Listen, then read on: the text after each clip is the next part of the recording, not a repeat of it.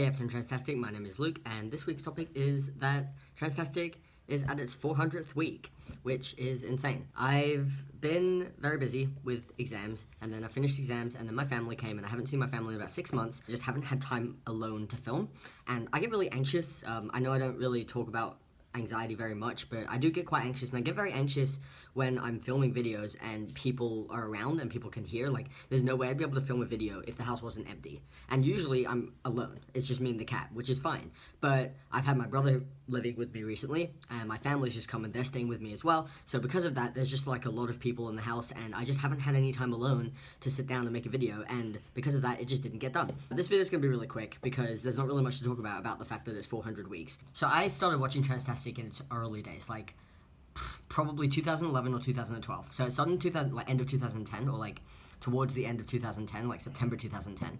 And I started watching Transtastic, in probably mid-end 2011 to beginning of 2012. And that was when I realized I was trans as well. So that was one of the first channels I actually watched, and I loved watching it and seeing that there were like more than, that it wasn't just one person's experience, it was a whole bunch of other people's experience, and it wasn't all about trans stuff as well. I think that over time, the channel's changed a lot. Over time, the message has sort of changed a lot, but the core of it is still different people being able to express their opinions on the same thing, and something that isn't really seen very much. I know there are other collab channels as well, but Transtastic does have quite a lot of reach. I'm just really glad that I've been able to be a part of that. But realizing I was trans in Australia and not really seeing too much about Australian transition, or like what transition is like in places outside of the UK and the United States or Canada, was really difficult for me.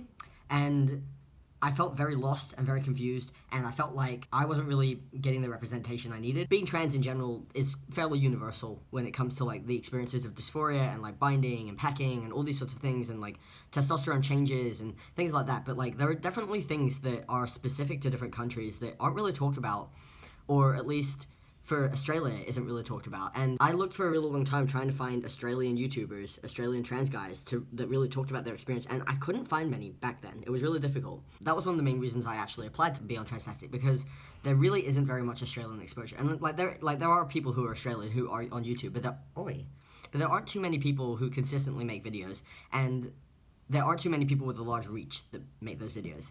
And I'm really glad that I've been able to do that, like not to like toot my own horn or anything like that, but I've had lots of people coming to me being really grateful that I've made the videos that I have. And a lot of that reach has been through Transtastic, and I'm really grateful that I've been able to do that, and I'm really grateful that Transtastic as a platform exists in order to raise up voices of those people who aren't necessarily those stereotypical transitions that you see online, like from the States and Canada. I'm not saying that there's like a problem with that sort of experience, but you know, we've got so many diverse people with so many different backgrounds and so many different stories, and we've had so many different people on this channel and so many people who probably follow on this channel, and I just think that the space that's here for that is just really, really helpful and really important, and I'm really excited to see how much further it goes, and I really hope I can be a part of that as long as I can, really. Yeah, so that's just sort of a little bit of a gushing video of like how much I've really appreciated Transtastic, and like the friendships I've made through Transtastic. A lot of the guys on Transtastic I actually get along with quite well, and I talk to a lot, and I, chat with a lot, and I wouldn't have met them if it wasn't for Transtastic. So I'm really grateful for that sort of stuff. I'm really grateful for those experiences, and I'm just glad that it's a platform that's out there and that people get to see these different people's perspectives and these different stories.